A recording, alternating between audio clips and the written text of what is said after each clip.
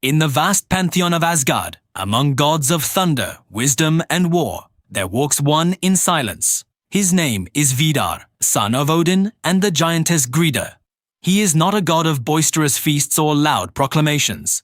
He is the silent god, a figure of immense, patient strength whose purpose is etched into the very fabric of destiny. While his brothers and kinsmen shape the world with words and deeds, Vidar waits. He dwells in the quiet lands of Vidi, a realm of tall grass and dense forests, a place where the clamor of the 9 worlds fades into a whisper. Here, he is not idle. He is preparing.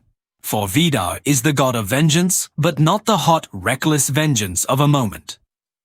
His is a vengeance that is cold, inevitable, and as certain as the setting sun. He is rarely seen in Odin's great hall, and when he is, he speaks little. His presence is enough. A steady, unmovable force that emanates a power deeper than muscle. It is a power born of knowing. He knows his fate, a destiny intertwined with the greatest horror the gods will ever face. Ragnarök, the twilight of the gods. While others dread this final battle, Vidar accepts it. It is not a future to be feared, but a moment to be met. His silence is not emptiness. It is a vessel filled with the weight of a single solemn purpose. For this purpose, his mother Grida forged him a special shoe. It is a thing of immense strength, crafted from the scraps of leather cast off by shoemakers across Midgard throughout all of history. Every spare piece, every trimmed edge, collected over ages, is bound into this one shoe. It is a testament to patience, to the strength found in small, forgotten things, accumulated over time until they become an unbreakable whole. This shoe is not for walking the peaceful paths of Vidi. It is for a singular, cataclysmic step. As the prophecies unfold, the world groans. Fimbulwinter, the great and terrible winter, grips the 9 worlds in its icy claws. Brothers fight brothers, and the bonds of kinship unravel. The sun and moon are devoured, and darkness falls. The great wolf Fenrir, monstrous son of Loki, breaks his magical chains. The world serpent, Jörmungandr, rises from the depths, spewing venom upon the air and sea.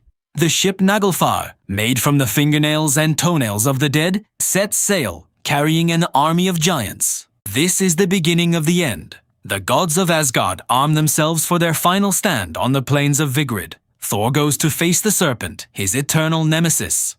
Freyr, the noble god of summer, falls to the fire giant Surtur. And Odin, the All-Father, king of the gods, rides his 8-legged steed Sleipnir to face his own doom, the monstrous wolf Fenrir.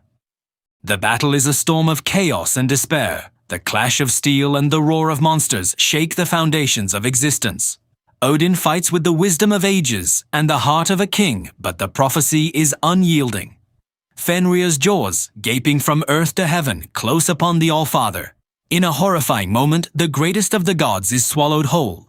A hush falls over the battlefield, a silence more profound than any roar. The light of Asgard seems to dim, but out of this despair, a figure strides forward. It is Vidar. He has seen it. He has seen his father fall. There is no cry of rage from his lips, no tear of sorrow in his eye. There is only a grim, unshakable resolve.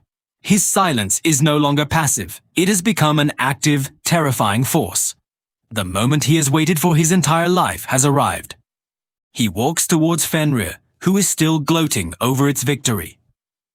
The wolf, a creature of pure chaos and destruction, turns its monstrous head towards the approaching god. Vidar is a vision of primeval power.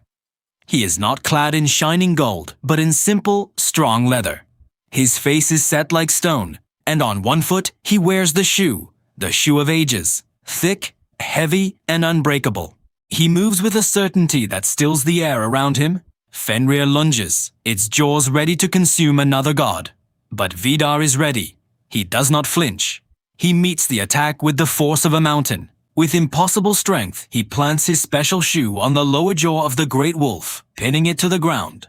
The collective work of countless mortal shoemakers now holds firm against the apocalypse. Then, with both hands, he seizes the wolf's upper jaw. What happens next is not a flurry of blows or a desperate struggle. It is an act of pure, focused power. Vidar, the silent god, puts his entire being into one final motion. He pulls.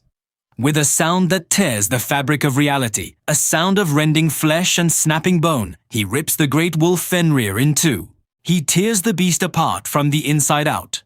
The creature that devoured the All-Father, the monster prophesied to bring ruin, is utterly destroyed by the quiet sun. Vengeance is served. Not with a triumphant shout, but with a grim, world-altering act of finality. His father is avenged. The balance, for a moment, is restored through an act of supreme, focused violence. But this is not the end. The world continues to burn. Surta's fire engulfs the land, and the seas boil and rise to swallow the scorched earth. The old world dies, and most of the gods die with it. But Vidar survives. He, along with his brother Vali and the sons of Thor, Modi and Magni, endure the inferno. They emerge from the ashes into a new world, a world cleansed by fire and water, green and beautiful. The sea has receded, and the earth is reborn. They find the golden game pieces of the old gods, a remnant of the world that was, a memory of their fathers. In this new dawn, Vidar is no longer just the god of vengeance. His purpose has been fulfilled.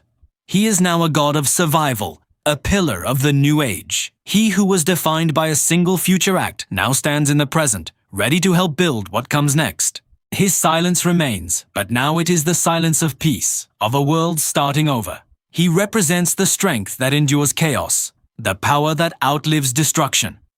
Vidar teaches us that the loudest roar is not always the most powerful. Sometimes the greatest strength is the one that waits, the one that watches, and the one that acts with absolute certainty when the time is right. It is the quiet force that survives the storm and ensures that after the end there is a new beginning. Thank you for watching. If you want to explore more hidden figures of mythology, be sure to subscribe and join our journey into the past.